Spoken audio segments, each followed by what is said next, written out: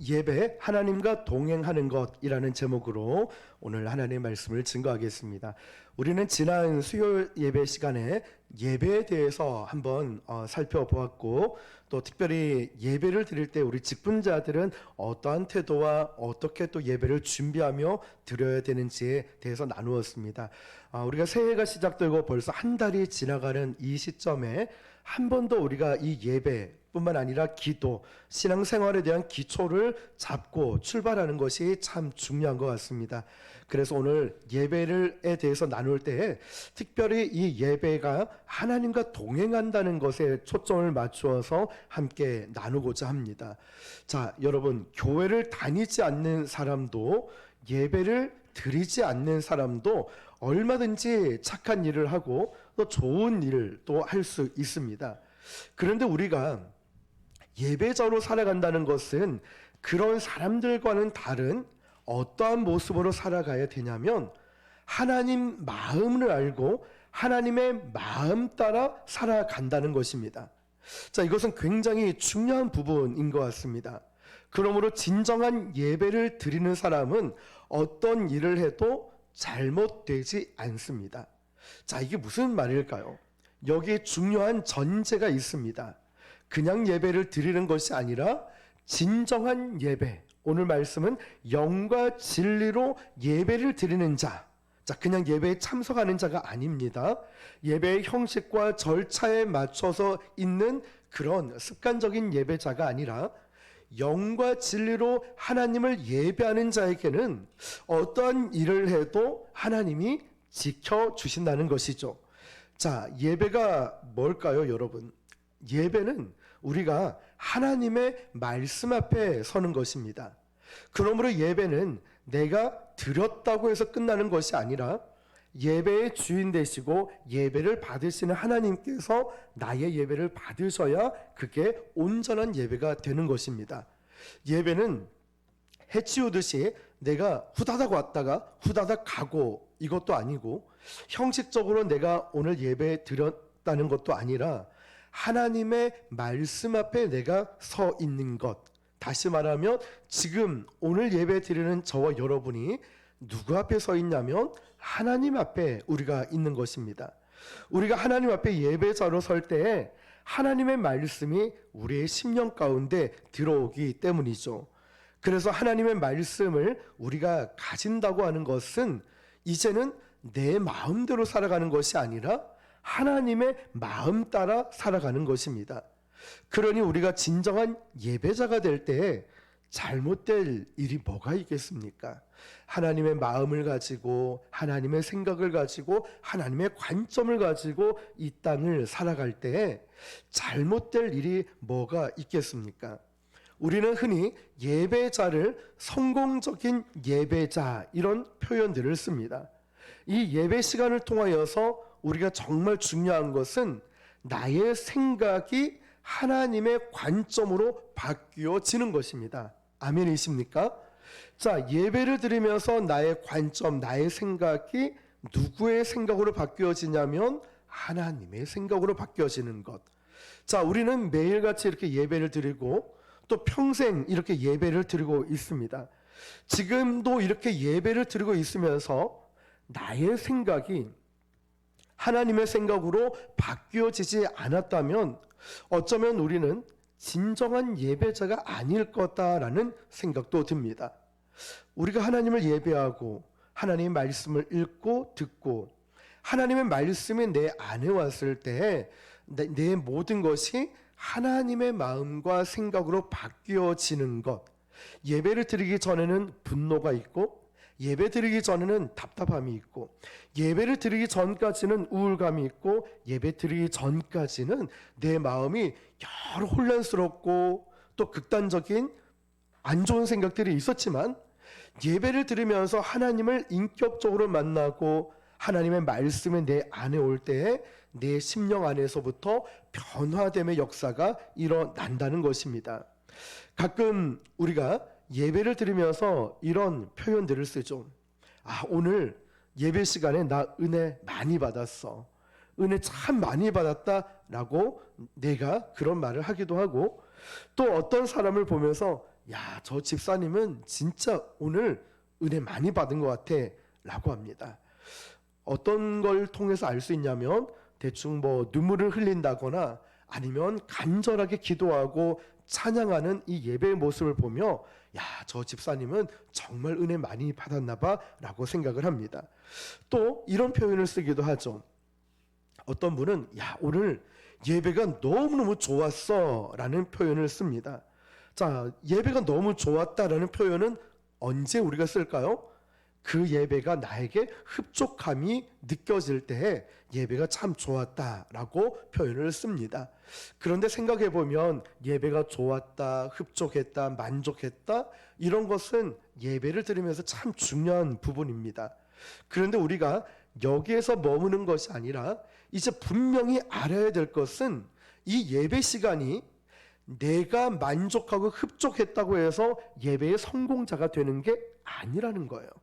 오늘 찬양이 좋았어요. 기도가 은혜스러웠어요. 또 예배 분위기가 좋았어요. 나는 예배 드리면서 너무 좋았습니다 라고 하는 것에서 끝나는 게 아니에요. 이게 은혜 받았고 이게 예배의 성공자가 된 것이 아니라는 것입니다. 진정한 예배는 예배의 성공자가 됐다고 하는 것은 이런 외적으로 보이는 것을 뛰어넘어서 나의 생각이 하나님의 생각으로 바뀌어졌을 때 이게 진정한 예배자가 되고 성공자가 된다는 것입니다.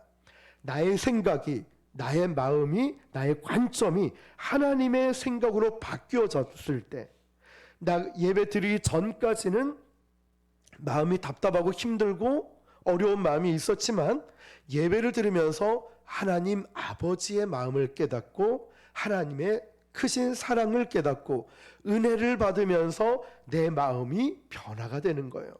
나쁜 생각이 변화가 되는 거예요. 나의 관점이 바뀌게 되는 것입니다.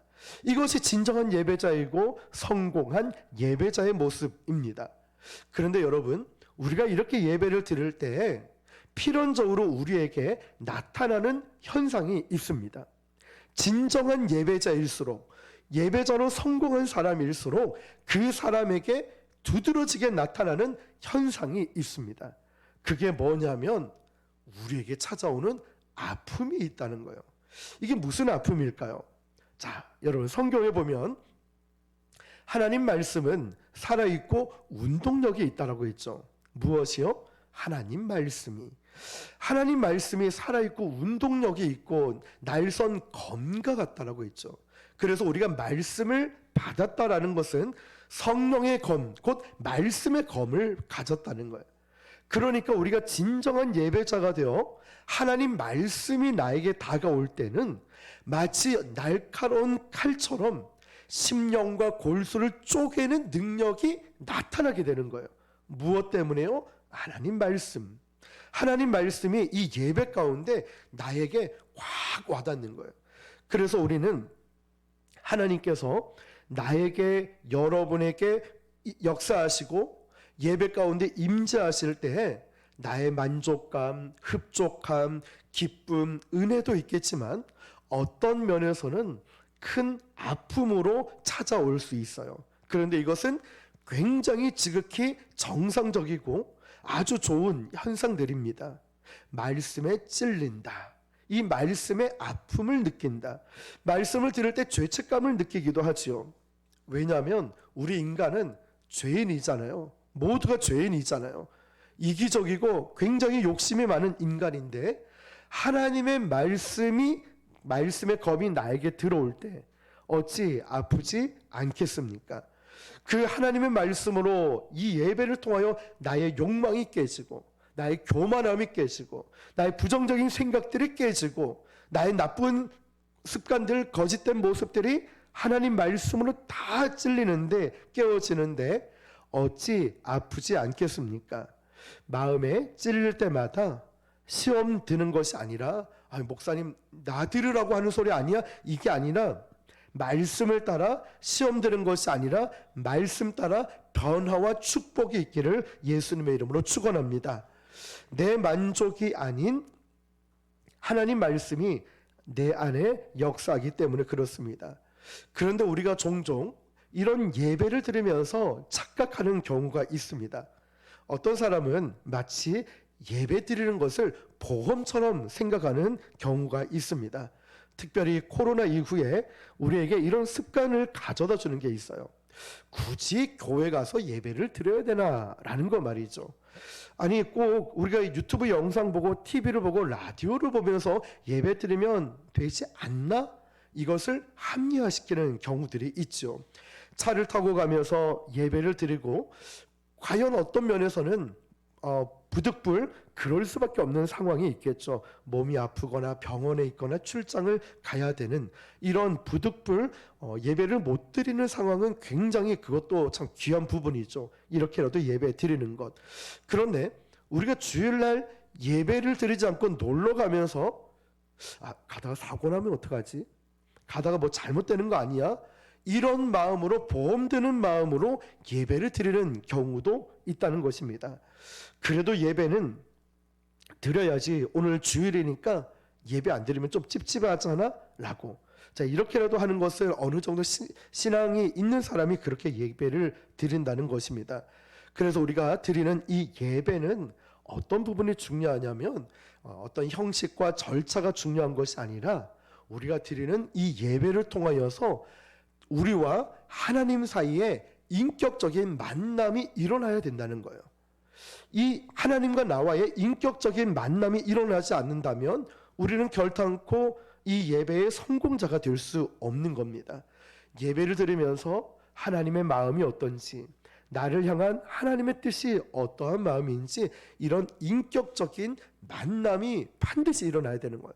저도 지금 목이 쉬어서 이게 목이 좋지 않지만 찬양을 하면서도 마음이 너무 행복하는 거예요.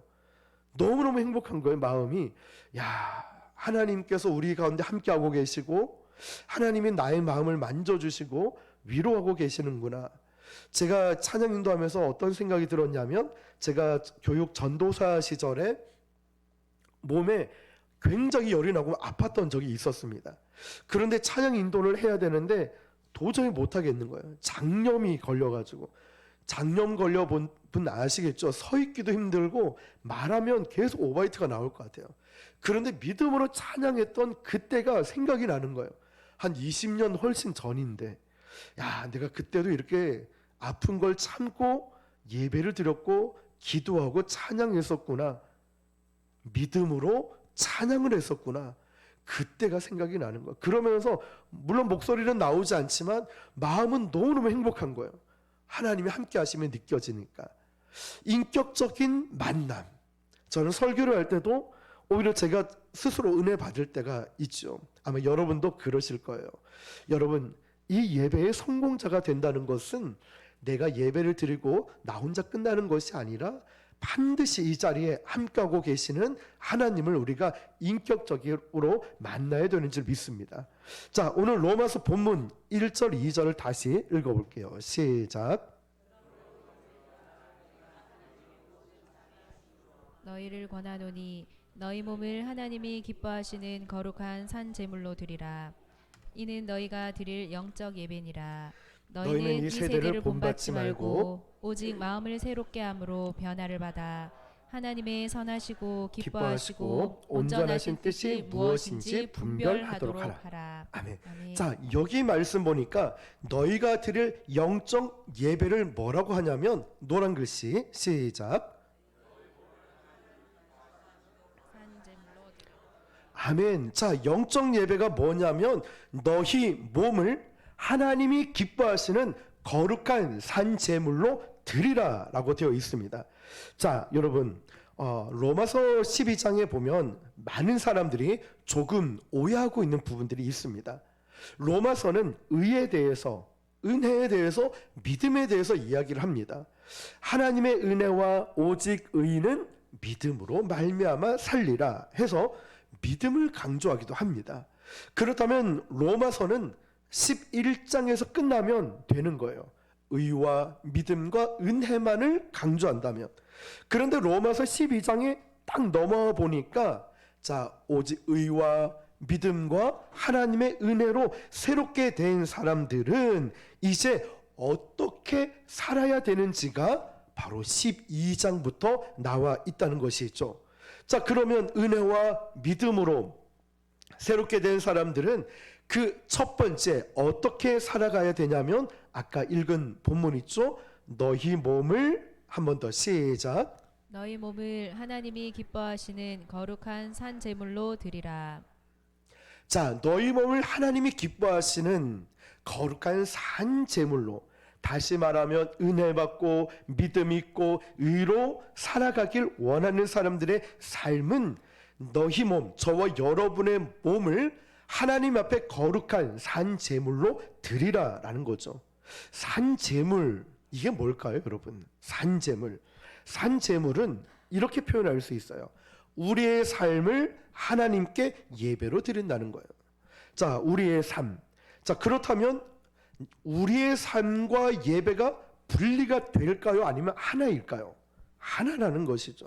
자, 이렇게 표현할 수 있어요. 우리가 오늘 부곡 순복음 교회 이 건물 안에서 공간 안에서 예배를 드리고 있어요. 공간이라는 게 있고 또 지금 2시 21분이에요. 오후. 그러면 2시 21분이라는 시간에 예배를 드리고 있어요. 자, 공간이 있고 시간이 있습니다. 이 공간과 시간 안에서 우리는 하나님을 예배하고 있습니다. 그런데 많은 사람들이 시간과 공간을 분리해서 생각을 하고 있다는 거죠. 그러나 로마서에서 우리에게 뭐라고 말씀하냐면 우리가 드릴 영적 예배는 우리의 삶을 드리는 거라고 했어요. 그러니까 시간과 공간이 제한적으로 분리된 것이 아니라 공간과 시간 전체가 우리의 삶 전체가 뭐가 될까요? 예배가 된다는 것입니다. 이것을 바로 오늘 본문에서 말하는 영적 예배라는 거예요. 그러니까 예배 시간에서 이 안에서만 드리는 예배가 아니라 내가 직장에 있든 가정에 있든 어디에 있든지 간에 그곳이 영적 예배 드릴 곳이라는 것입니다. 자, 그러면 한번 여러분에게 물어보겠습니다. 질문이에요. 여러분, 지금 이 시간 이 공간에서 드리는 예배 가운데 하나님의 은혜가 더 필요할까요? 아니면 여러분의 삶의 현장에 하나님의 은혜가 더 필요할까요? 자, 여러분, 지금 이 시간에 우리가 이렇게 예배를 드리면서 물론 하나님의 크신 은혜를 우리는 필요로 합니다. 그런데 어떤 면에서 보면 우리는 그냥 예배 드리면 돼요. 여기서 찬양하는 대로 따라하고 간절하게 기도하고 말씀 잘 듣고 이렇게 예배 드리는데 우리는 큰 문제가 없습니다. 그렇게 춥지도 않고 덥지도 않고, 자, 음향도 괜찮고 분위기도 괜찮고 여기서 찬양하고 기도하다 보니까 우리가 은혜를 받게 되죠.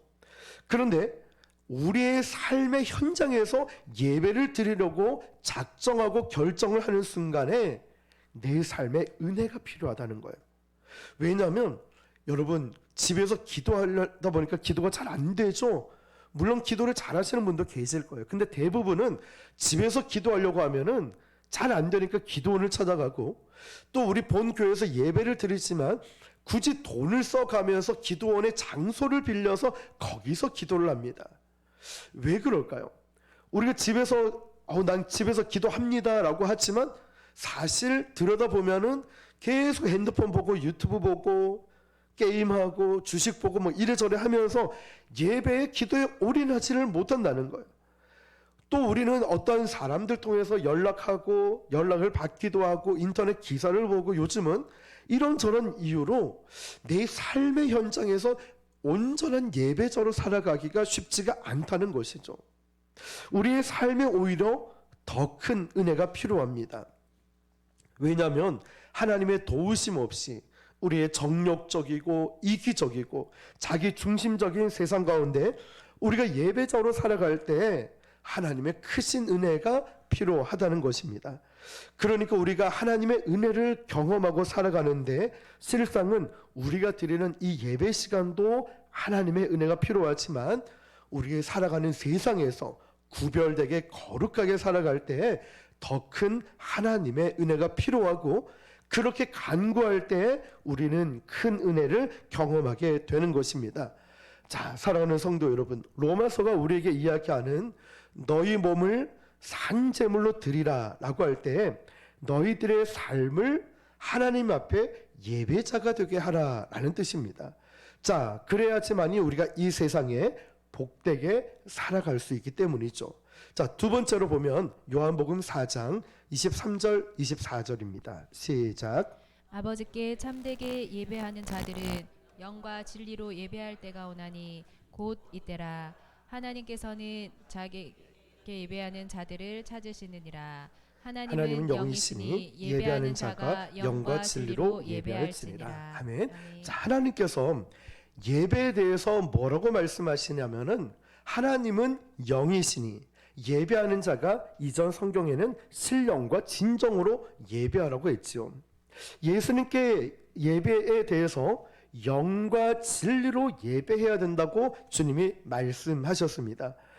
예배는 신령과 진정으로 드리는 것인데 많은 사람들이 오해하는 부분이 뭐냐면 신령과 진정으로 예배 드리기보다는 내가 지금까지 드려왔던 예배의 형식, 예배 절차, 예배 방법에 집중할 때가 있어요.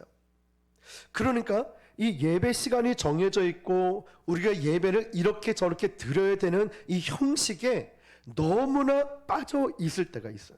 그러니까 예배 시간에 예배가 되지 않아요.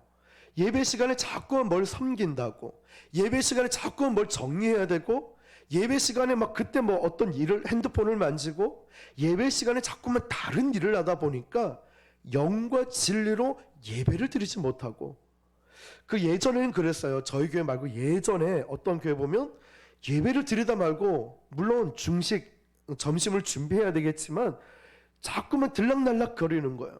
예배를 드리지 않고 점심 준비해야 돼, 뭐 청소해야 돼, 안내 서야 돼, 뭘 준비해야 된다고 영과 진리로 예배하기보다는 예배의 형식과 틀에 맞춰 있을 때가 있다는 것입니다. 그래서 우리는 특별히 이 예배에 대해서 기억해야 될 것은 오늘 말씀 제목처럼 오늘 우리가 예배의 형식, 예배의 절차, 예배의 어떤 그 습관화된 전통 의식에 내가 맞춰 있는 것이 아니라 영과 진리로 하나님께 집중해서 온전한 예배가 되어야 한다는 것을 기억하시고요. 특별히 이 안에서 기억해야 될 것은 이 예배는 하나님과 동행하는 것입니다. 아멘이십니까? 하나님과 동행한다는 것. 자, 창세기 5장 24절을 보면 에녹 이야기가 나옵니다. 시작. 에녹이 하나님과 동행하더니 하나님이 그를 데려가심으로 세상에 있지 아니하였더라. 아멘. 에녹은요, 에녹이 살고 있던 이 시대에 에녹은 하나님과 동행했어요. 자, 여러분, 이 당시에 하나님은 이 땅에 있는 사람들과 함께 하셨습니다. 하나님이 창조하신 세상 가운데 하나님은 무소부재하시니까 하나님은 어디나 누구와도 함께 하셨습니다. 그런데 에녹은 달랐어요. 뭐가 달랐을까요? 노란 글씨 뭐라고 돼 있죠? 동행이라 돼 있어요. 자, 이 동행이라는 단어를 NIV 성경에 보니까 뭐라고 돼 있냐면 하나님과 어떻게 해요? 함께 걸었다는 거예요. 참 저는 이 말씀이 너무 가슴 깊이 와닿아요. 함께 동행, 같은 것 같아 보이지만 다르다는 거예요. 자, 여러분, 동행이라는 말이 하나님과 함께 걸었다는 거예요. 하나님이 이 세상 어디에도 함께 하십니다. 그런데 하나님은 모든 사람과 동행하는 게 아니에요. 함께 계시지만 모든 사람과 동행하는 게 아니에요. 하나님은 에녹과 함께 계셨지만 하나님은 에녹과 동행했다는 거예요. 굉장히 큰 의미를 가지고 있죠. 동행이 뭘까요? 동행은요, 내 능력을 가지고 하나님, 제가 하나님과 동행하겠습니다. 안 됩니다. 레벨이 다르고 수준 차이가 있고 속도 차이가 있고 우리가 하나님과 동행할 수 없어요. 그래서 하나님이 이 땅에 육신의 몸을 입고 오신 거예요. 하나님과 내가 동행할 수 있는 것이 아니라 하나님께서 우리의 보조를 맞춰가면서 나와 동행하신다는 것이죠. 저는 이 말씀을 준비하면서 어제 토요일 하루 일과를 한번 쭉 생각을 해봤습니다. 보니까 교회 청소하려고 일찍 오신 우리 오셔가지고 일셀에서 청소도 하시고 또 저녁 식사 준비한다고 또 권사님 오시고 또 찬양팀 막 여기서 막 분주하게 움직이고 또 새 친구 오늘 초등학교 중학교 애가 왔지 않습니까?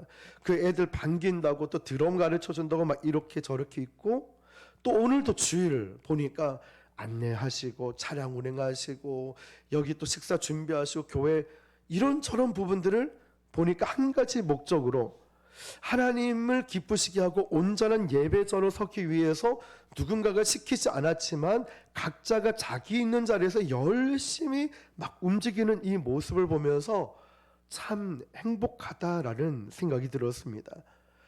우리는 동일한 영적인 상태가 아니기 때문에 우리는 서로 다를 수가 있습니다. 그렇지만 동행이라는 것은 보조를 맞춰가는 거죠. 앞에 우리가 자전거를 타고 갈 때, 자전거 라이딩을 할 때 앞에 가는 사람은 항상 수신호를 보내죠. 자, 왼쪽으로 가겠다고 오른쪽으로 갑니다. 우리 멈추겠다. 아니면 밑에 물이 있습니다. 조심해야 된다. 자, 빨리 가는 사람이 있고 천천히 늦게 가는 사람이 있고 넘어질 수도 있고 위험 상황이 있을 수 있는데 그러면서 동행이라는 것은 속도 차이가 있지만 그래도 함께 그 길을 가는 것이죠. 하나님께서 에녹과 동행하셨다. 여러분 너무나 귀한 말씀인 것 같아요. 우리가 하나님과 동행하면서 우리 부곡 순복음교회 우리 성도들이 각자가 맡은 자리에서 힘들고 어려움에도 불구하고 기쁜 마음으로 감당할 수 있다는 것 너무나 귀하다는 것입니다. 우리가 하나님과 동행할 때 거기에는 바로 하나님의 기쁨이 있습니다. 하나님이 인간을 창조하시고 하나님께서 인간들로 하여금 하나님을 예배하는 존재로 만드셨습니다. 하나님께서 저와 여러분을 만드신 목적은 하나님을 예배하기 위해서 만드셨다는 것이죠. 그런데 여러분 하나님께서 이렇게 예배하는 저와 여러분을 보면서 하나님께서 우리와 동행하시는 우리의 모습을 보면서 하나님의 마음이 어떨까요? 하나님이 저와 여러분을 보시면서 얼마나 기뻐하실까요? 예배를 드리는 이 모습을 보면서 힘들고 어렵지만 마음을 지키고 기도의 자리를 지키고 예배의 자리를 지키고 있는 전도의 자리를 지키고 있는 영혼을 섬기고 세우는 이 자리를 지키고 있는 저와 여러분을 보시면서 하나님이 얼마나 기뻐하실까요? 얼마나 이뻐하실까요? 여러분 그러니까 지금 우리가 하나님 앞에 영과 진리로 예배 드리는 이곳 이 가운데 바로 하나님의 기쁨이 있는 것입니다. 그러므로 이 예배는 형식적인 예배가 아니라 영과 진리로 예배를 드리는 가운데 하나님의 기쁨이 있다는 것입니다. 하나님께서 느끼시는 기쁨이 이런 게 거겠구나라는 생각이 듭니다. 특별히 우리가 자녀들을 보거나 우리가 사랑하는 사람들을 볼 때 무엇을 해서가 아니라 아장아장 걷는 모습들 아니면 때로는 실수하는 모습들 이런 거 저런 거 보면서 그냥 우리가 보면 다 예쁘고 기쁘지 않습니까? 함께 이 공간에서 예배하고 함께 이 가정에서 이 아이들을 돌보고 함께 할 수 있는 동행할 수 있는 것 말이죠. 저는 하나님께서 우리가 드리는 이 예배를 보면서 하나님께서 우리를 통해 기뻐하신다고 믿습니다. 우리가 하나님을 위해서 무엇을 할 수 있겠습니까? 또 우리가 무엇을 또 드릴 수 있겠습니까? 어떻게 보면 우리가 할 수 있는 건 아무것도 없는 것 같습니다. 그런데 하나님께서 오늘 저와 여러분과 동행하시고 예배 드리고 있는 저와 여러분을 보면서 하나님이 기뻐하신다는 것입니다. 그러므로 예배는 우리가 어떤 행위, 어떤 형식의 문제가 아니라 예배를 드리고 있는 이 모습 자체를 하나님이 기뻐하십니다. 그러므로 형식적으로 앉아 있는 것이 아니라 예배를 드릴 때도 막 핸드폰 만지고 막 기지개 피고 막 이 어수선한 분위기를 만드는 것이 아니라 예배를 드릴 때 어떻게 하면 뜨겁게 찬양하고 어떻게 하면 하나님 말씀을 귀담아 듣고 내 가슴 속으로 담아 듣고 이런 모습 통하여서 우리 하나님이 기뻐하신다는 것을 여러분 믿으시기를 축복합니다. 이제 2024년도 우리가 한 달이 지나서 또 시작이 되어 가고 있습니다. 오늘 최고의 예배를 드리는 그런 예배자가 되시기를 축복합니다. 우리는 하나님과 동행할 수 있는 능력을 가진 사람들이 아닙니다. 그러나 하나님께서 우리를 사랑하셔서 우리와 동행하시려고 이곳에 오셨고 이 자리에 함께하고 계신 줄 믿습니다. 그런 하나님을 기쁘시게 하는 예배자로 성공하시기를 주님의 이름으로 축원합니다.